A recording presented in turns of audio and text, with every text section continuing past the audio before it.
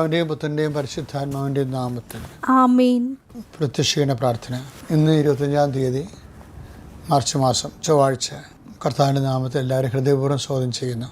ഏറ്റു പ്രാർത്ഥിക്കുക. അമ്മേ പരിശുദ്ധ അമ്മേ, അമ്മേ പരിശുദ്ധമ്മേ, ദേവമാതാവേ, ദൈവമാതാവേ, കൃപാസനത്തിലൂടെ ഞങ്ങൾക്കും ഞങ്ങളുടെ ദേശത്തിനും അമ്മ മധ്യസ്ഥം തേടി തന്ന എല്ലാ അനുഗ്രഹങ്ങൾക്കും കൃപകൾക്കും ഞങ്ങളിപ്പോൾ ഹൃദയം നിറഞ്ഞ നന്ദി പറയുന്നു. അമ്മേ പരിശുദ്ധമ്മേ, അമ്മേ പരിശുദ്ധമ്മേ, ദൈവമാതാവേ, 2004 ഡിസംബർ 7-ാം തീയതി ഉച്ചകഴിഞ്ഞ് 2:30 കൃപാസനത്തിൽ സംഭവിച്ച അമ്മയുടെ പ്രത്യക്ഷപ്പെടലിനെ കുറിച്ച് തിരുസഭയ്ക്ക് സമർപ്പിച്ചിരിക്കുന്ന പഠനരേഖകളുടെ മേൽ സഭാത്മകമായ പഠനം ആരംഭിക്കുവാൻ ഞങ്ങൾ താഴ്മയോടെ പ്രാർത്ഥിക്കുന്നു.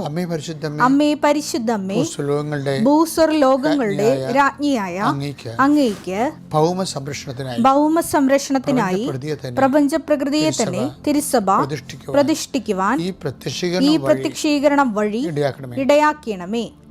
പരിശുദ്ധ അമ്മേ, ജപമാല മാതാവേ, സകല കൃപാസനം പ്രാർത്ഥനകളോടും ചേർത്ത് ഞങ്ങളിപ്പോൾ പ്രാർത്ഥിക്കുന്ന ഈ കുടുംബത്തിന്റെ പ്രത്യേക നിയോഗം.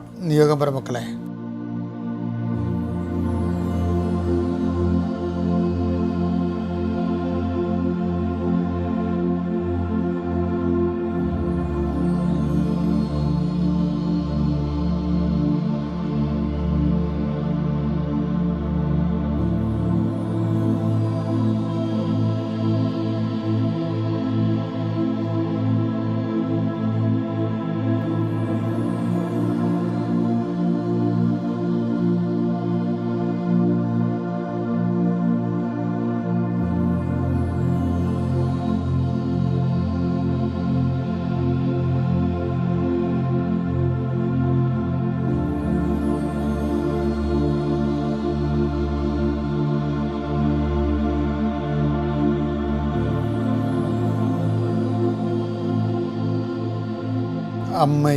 അമ്മയുടെ പ്രത്യക്ഷീകരണത്തിന്റെ ഈ അനുഗ്രഹവേളയിൽ ഞങ്ങൾക്ക് സാധിച്ചു തരുവാൻ കനിയണമേ. ആമേൻ. വിശ്വാസ പ്രമാണം. സർവശക്തനായ പിതാവും ആകാശത്തിന്റെയും ഭൂമിയുടെയും സൃഷ്ടാവുമായ ദൈവത്തിൽ ഞാൻ വിശ്വസിക്കുന്നു. അവിടുത്തെ ഏകപുത്രനും ഞങ്ങളുടെ കർത്താവുമായ ഈശോ മിശിഹായിലും ഞാൻ വിശ്വസിക്കുന്നു.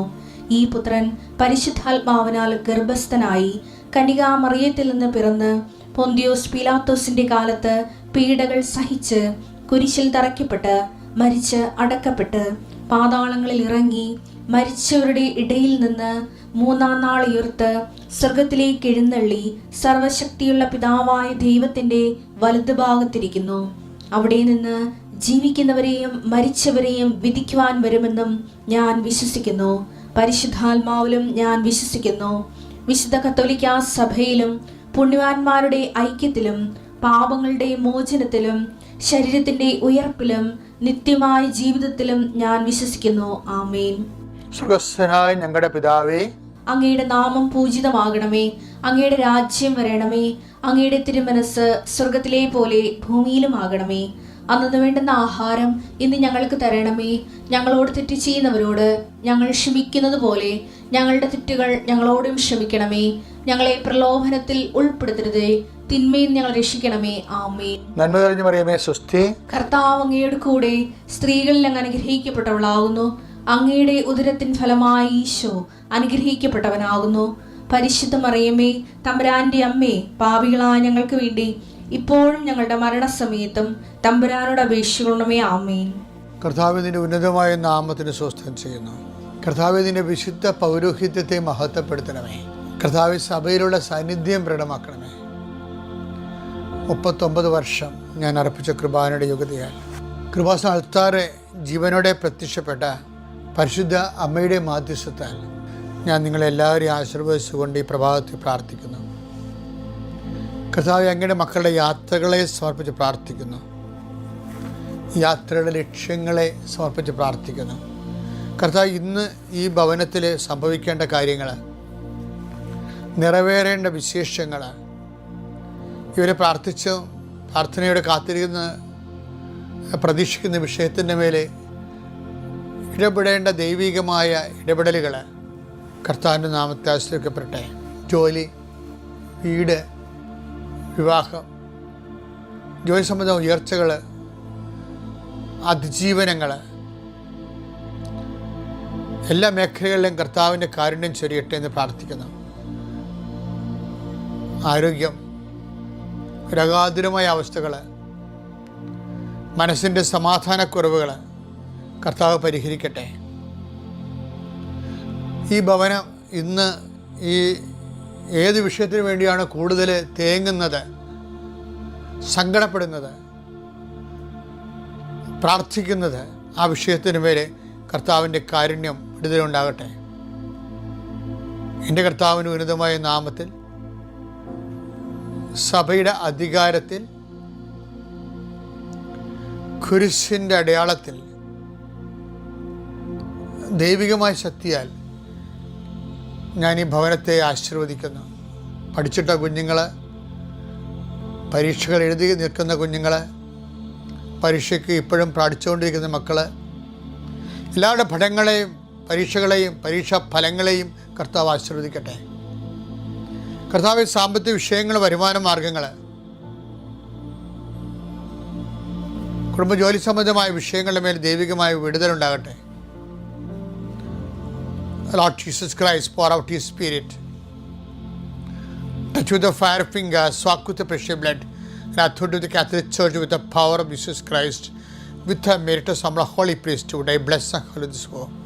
എൻ്റെ കർത്താവിന് ഉന്നതമായ നാമത്തിൽ സഭയുടെ അധികാരത്തിൽ കുരിശടയാളത്തിൽ ദൈവശക്തി ഇന്നത്തെ മുഴുവൻ സംരംഭങ്ങളെ, യാത്രകളെ, ഉദ്യമങ്ങളെ, ഇടപെടലുകളെ, നീ ചെയ്യുന്ന ഓരോ ജോലികളെയും ദൗത്യങ്ങളെയും കർത്താവ് ആശീർവദിക്കട്ടെ. കർത്താവിൻ്റെ ആശീർവാദം, ദൈവത്തിൻ്റെ സാന്നിധ്യം നിൻ്റെ കുടുംബത്തിൽ ഇന്ന് നിറഞ്ഞു നിൽക്കട്ടെ.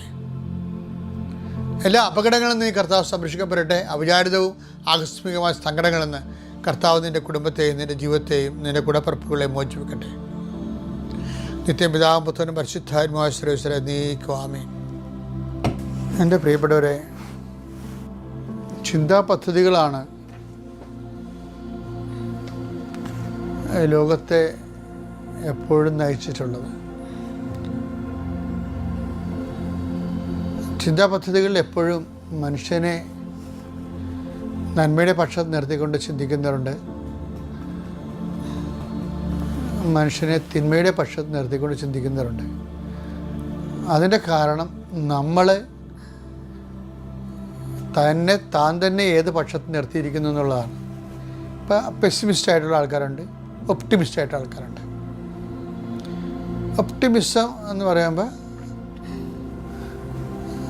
ജീവിതത്തിൻ്റെ ഒരു നന്മകളെ കാണുന്നതാണ്. പെസിമിസം എന്ന് പറയുമ്പോൾ ജീവിതത്തിൻ്റെ മോശം വശങ്ങൾക്ക് ഹൈലൈറ്റ് ചെയ്യുന്നവരുണ്ട്. ഇപ്പം ഓരോരോ കാലങ്ങൾ ഈ മനസ്സെന്ന് പറഞ്ഞ സംഭവമില്ലേ, അത് ഒരു പ്രത്യേക ആംബിയൻസിൽ പ്രവർത്തിക്കുമ്പോൾ വേറെ ഒരു ഉൽപ്പന്നം ഉണ്ടാകും. ഇപ്പോൾ 1944 സാർത്തർ എന്ന് പറയുന്ന ഫിലോസഫർ, അദ്ദേഹത്തിൻ്റെ ഫേമസ് ആയിട്ടുള്ള കോട്ട് പറയണത് ദ അതർ ഈസ് ഹെൽ എന്ന് പറയണത് സാത്ര. അവരൻ എന്ന് പറയുന്നത് നരകമാണെന്ന് പറയും. അവരൻ നരകം. അതിന് അദ്ദേഹം പറഞ്ഞതിൻ്റെ കാരണം വെച്ച് കഴിഞ്ഞാൽ എനിക്ക് ലഭിക്കാനുള്ളത് മറ്റൊരാൾ തട്ടിയെടുക്കും. ഇപ്പം ഞാനൊരു വിഷയത്തിന് വേണ്ടി, ഒരു സിനിമാ ടിക്കറ്റിന് വേണ്ടി ക്യൂ നിൽക്കുക, അല്ലെങ്കിൽ വെള്ളത്തിന് വേണ്ടി ക്യൂ നിൽക്കുക. അപ്പം അടുത്ത ആളെ വെച്ചുകൊണ്ട് ആ ടിക്കറ്റ് തീരുകയാണെങ്കിൽ അയാളില്ലായിരുന്നെങ്കിൽ എനിക്ക് കിട്ടിയനമല്ല. അപ്പം എനിക്ക് കിട്ടിയനമല്ല എന്ന് ചിന്തിക്കുമ്പോഴാണ് മറ്റുള്ളവർ ഹെല്ലാകണത്. അപ്പോൾ എനിക്ക് കിട്ടാനുള്ളൊരു മറ്റുള്ളവർക്ക് കിട്ടിയെന്ന് പറയുമ്പോൾ അവിടെ വെച്ചാണ് ഈ നരകം രംഗത്ത് വരണത്. നരകം നമ്മൾ തന്നെയാണ്, നമ്മൾ കാണുന്ന പോലെ ഇരിക്കും. നരകം എന്ന് വെച്ചാൽ ബൈബിളിൽ പറയുന്ന നരകം നമ്മൾ തന്നെയാണെന്നല്ല ഞാൻ പറഞ്ഞത്. നമുക്ക് വേണമെങ്കിൽ നരകത്തെ സൃഷ്ടിക്കാൻ പറ്റും നമ്മുടെ രീതിയിൽ. അപ്പം മറ്റുള്ളവൻ അതൊരു മൂല്യമാണ്, വാല്യൂ ആണ്. അതർ ഈസ് ദ ഹെൽ എന്ന് പറയണത്. ഇപ്പം റാൾഫ് വാൾഡോ എമേഴ്സൺ, അങ്ങനെ ഒരു ചിന്തകരുണ്ടായിരുന്നു, അമേരിക്കൻ ചിന്തകനാണ്.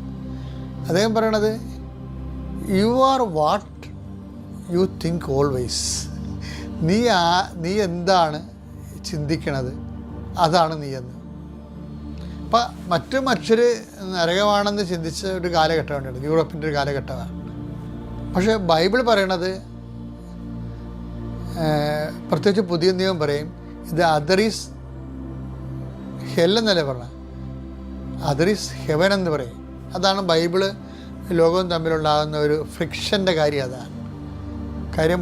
ലോകം ഉപയോഗിക്കുന്ന മൂല്യമല്ല ബൈബിൾ മുന്നോട്ട് വെക്കുന്നത്.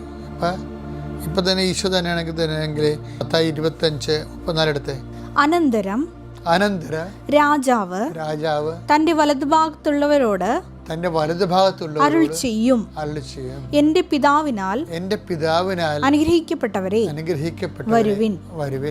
ലോകസ്ഥാപനം മുതൽ നിങ്ങൾക്കായി സജ്ജമാക്കിയിരിക്കുന്ന രാജ്യം അവകാശപ്പെടുത്തുവിൻ. എന്തുകൊണ്ടെന്നാൽ എനിക്ക് വിശന്നു, നിങ്ങൾ എനിക്ക് ഭക്ഷണം തന്നു, എനിക്ക് ദാഹിച്ചു, നിങ്ങളെ കുടിക്കുവാൻ തന്നു, ഞാൻ പരദേശിയായിരുന്നു, നിങ്ങൾക്ക് അഭയമേറലേ. ഇപ്പം ആ അതർ എന്താണ് അവിടെ? അതർ അത് ഹെല്ലല്ല, ശരിക്കും എന്താണ്? ഹെവനാണ്. മറ്റു മനുഷ്യർ എനിക്ക് സ്വർഗം ദൈവത്തിൻ്റെ കൂടെ ദൈവസ്ഥമാകാനുള്ള ഒരു സാഹചര്യം സൃഷ്ടിക്കുന്നത് എന്താണ്? ഇത് അതറാണ്. Other is my heaven. പക്ഷേ ബൈബിൾ അതാണ് യൂറോപ്പിനെ പഠിപ്പിച്ചതെങ്കിലും പിന്നീട് യൂറോപ്പിൽ ദൈവത്തെ മാറ്റി നിർത്തി കഴിഞ്ഞപ്പോൾ അതർ ഹെല്ലായി. അതുകൊണ്ട് തന്നെയാണ് ഈ പള്ളികളൊക്കെ ചിലയിടത്തൊക്കെ പൊളിക്കേണ്ടി വരുന്നതിൻ്റെ കാരണം ഇതാണ്. മനുഷ്യൻ അവൻ്റെ ഹൃദയത്തിലുള്ള പള്ളി എത്രയോ നേരത്തെ പൊളിച്ചു കളഞ്ഞിരിക്കുന്നു. ക്രിസ്തുവിനെ സ്വീകരിക്കുക എന്ന് വെച്ച് കഴിഞ്ഞാൽ ക്രിസ്തുവിൻ്റെ ഒരു ഡിസിപ്ലിനുണ്ട്. ആ മനുഷ്യൻ്റെ വന്യതയ്ക്ക് ഈ ഡിസിപ്ലിന് ചിലപ്പോൾ വഴങ്ങാത്ത രീതിയിൽ ചില ആൾക്കാർ സ്വാതന്ത്ര്യം പ്രാപിക്കും. അതുകൊണ്ടാണ് എല്ലാവിധ നവോത്ഥാനങ്ങളെയും സഭ പോസിറ്റീവായിട്ട് എടുക്കുന്നതിൻ്റെ കാരണം.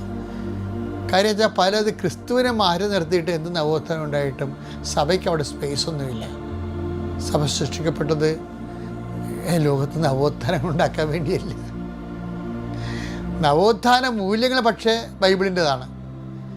പക്ഷെ അത് ദൈവേതരമായിട്ടാണ് ഉപയോഗിക്കണമെന്നേ ഉള്ളൂ. അതിനകത്ത് അവർ മാനവികം എന്നൊക്കെ പറയും.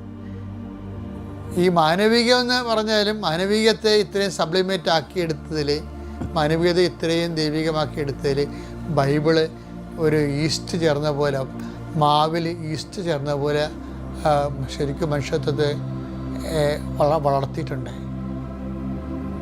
കാര്യം ബൈബിളിൻ്റെ വാല്യൂ സിസ്റ്റം അതാണ്. Other is heaven. നോൻപിൻ്റെ കാലമാണിത്. ഒത്തിരിയേറെ ഉപയോഗപ്രവർത്തനങ്ങൾ നമ്മൾ ചെയ്യുന്നതാണ്.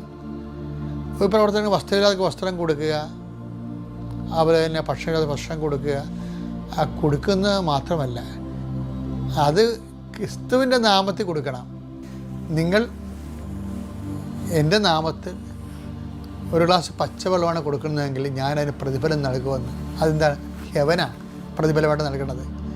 ക്രിസ്തു തൻ്റെ രാജ്യത്തെ തന്നെയാണ്, ആ രാജ്യത്തിൻ്റെ ഒരു മുന്നാസ്വാദനം നമ്മളുടെ ജീവിതത്തിൽ ഈ ഭൗതിക ലോകത്ത് സംരംഭ്യമാകുന്നതിന് വേണ്ടിയാണ് നമ്മളെ മറ്റുള്ളവരെ സ്വർഗത്തിലേക്കുള്ള ചവിട്ടുപടിയായിട്ട് കാണുവാനും അവരെ ദൈവത്തിൻ്റെ മുഖം അവരെ കാണുവാൻ വേണ്ടി നമ്മൾ തന്നെ ദൈവത്തിൻ്റെ മുഖം സ്വീകരിക്കുന്ന ഒരു വലിയ പ്രക്രിയയാണ് സുവിശേഷം സ്വീകരിക്കുന്നത്.